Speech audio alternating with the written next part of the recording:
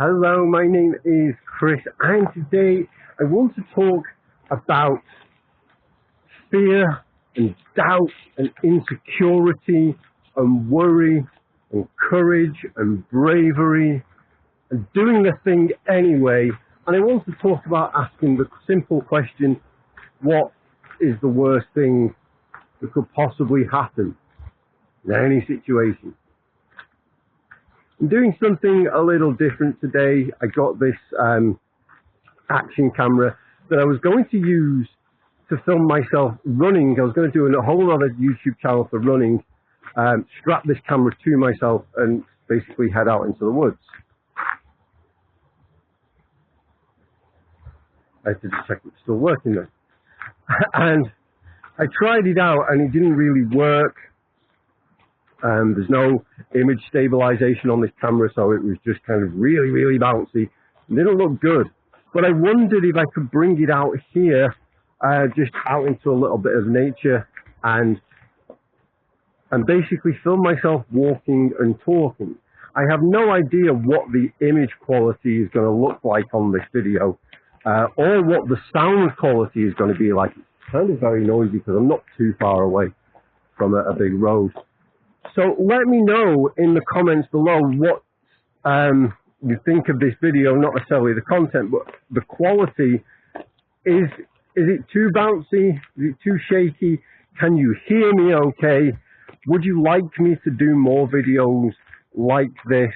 Or shall I just go back inside and stand behind my mandala and talk to you that way? Do let me know, because I want to try and make videos that you want me to make. Well, you're letting me know about that. I want to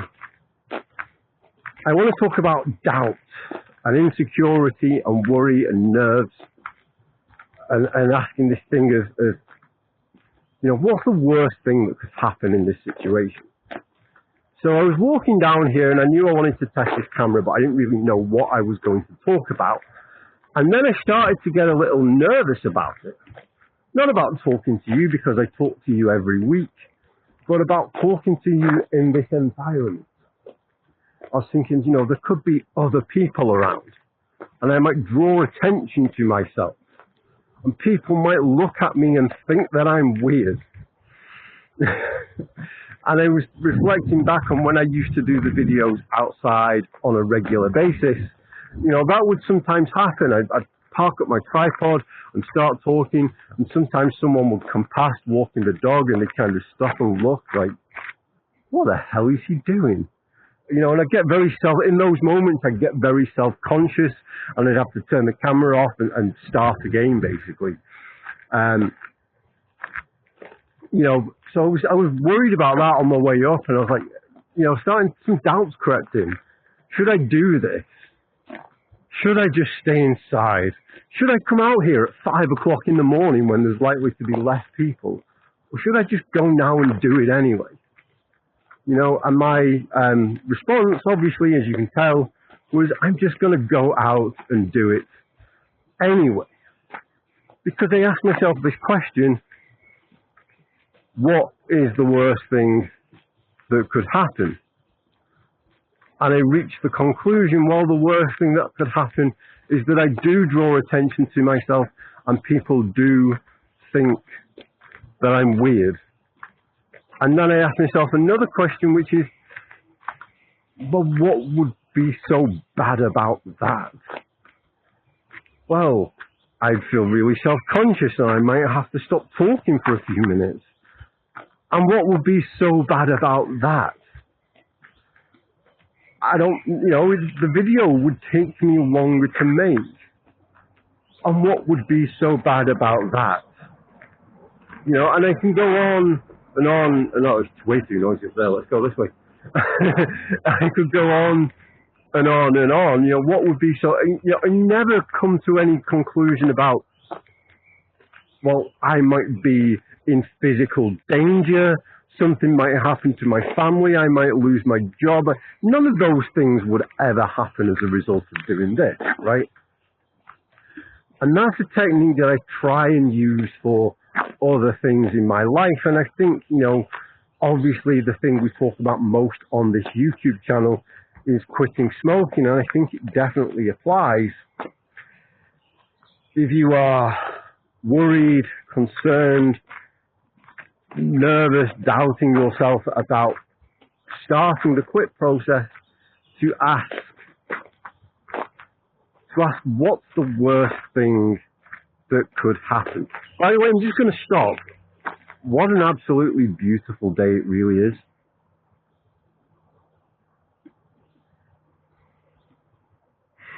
Sorry, I just got totally distracted. To ask, okay, I want to quit smoking. What is the absolute worst thing that could happen in this situation? And you might come up with a different answer than the one I did, but my answer would be, well, the worst thing that could happen, the absolute worst thing that could happen, is that I feel awful for a small period of time. And I know it doesn't feel like a small period of time when you are in the midst of it. But if you take the years and years of self-abuse, basically, through smoking, and you consider the years and years of freedom that lie on the other side of quitting smoking, the actual quit process and all the uncomfortableness and unpleasantness and feeling awfulness is a relatively short period of time. And I think it's important to ask ourselves this, not dismissively. I was kind of dismissive about coming out here. Well, this is quite a small thing, and that's my own insecurity at play. I'm not saying, what's the worst that could happen, and then just diving straight in. I'm trying to say, if we do ask ourselves what's the worst that could happen, we can plan for that eventuality. Okay, I want to quit smoking, but I'm worried about it. Okay, what are you worried about? Well, the worst thing that could happen, that's what I'm worried about.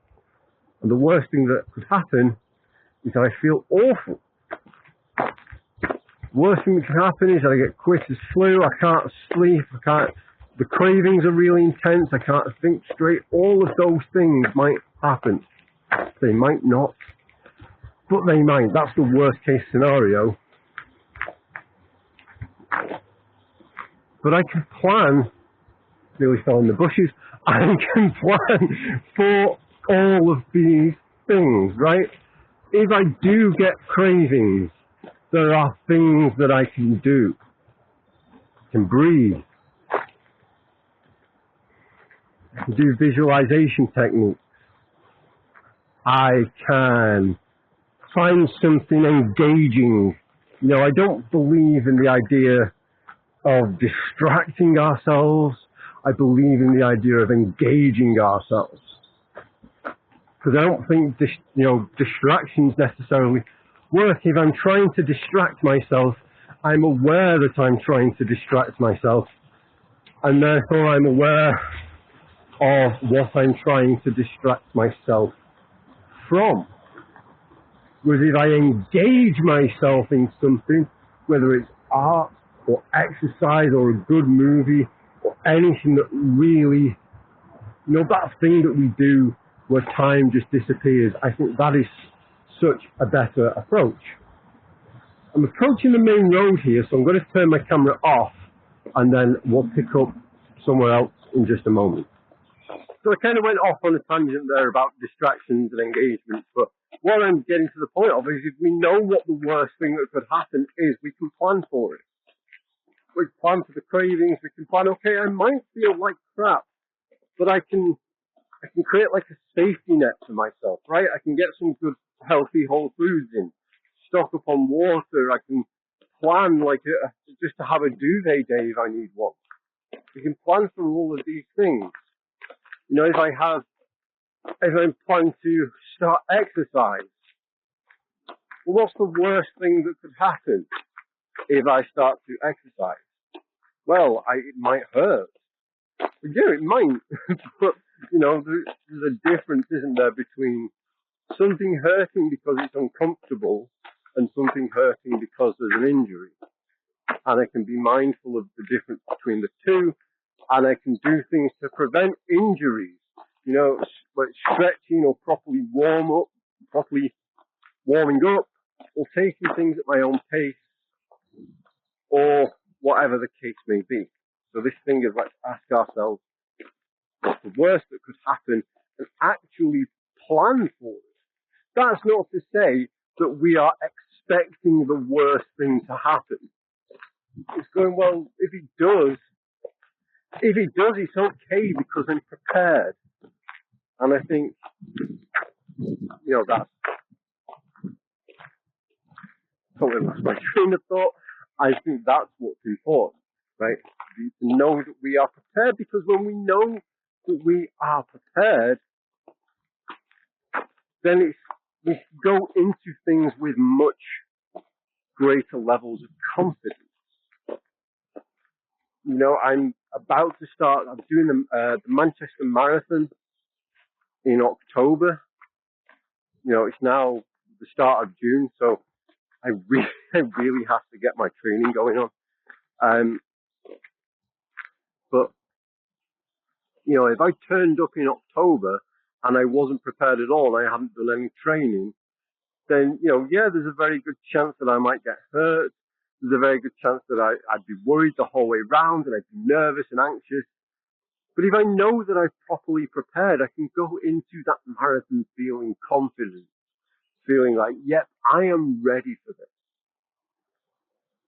And the thing, linking back to quitting smoking, is if we've relapsed, if we've had setbacks, if we've struggled, all of those things are preparation.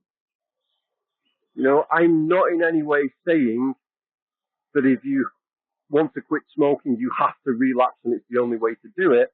What I'm saying is if you relapse anyway, you might as well turn it into something useful and positive, like preparation.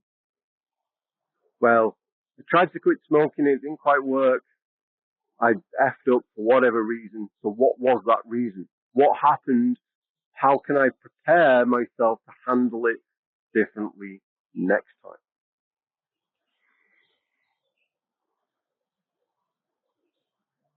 I hope that's been helpful, useful, insightful, giving you something to think about. I think this video didn't quite go the way I expected it to, and that is fine. What's the worst thing that could happen about me making a video that doesn't go the way I want it to, is that you guys all tell me it's terrible and I never do this again.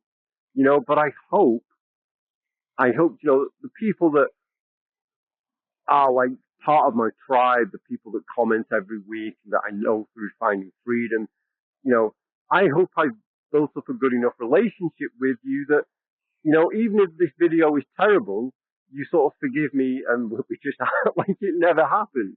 There might be one or two mean people on the internet because the internet is full of mean people. But the worst thing that could happen is this video doesn't pan out. I either don't post it or I post it and never post another one. Somebody says a mean thing, I ignore it because, I know who I make these videos for.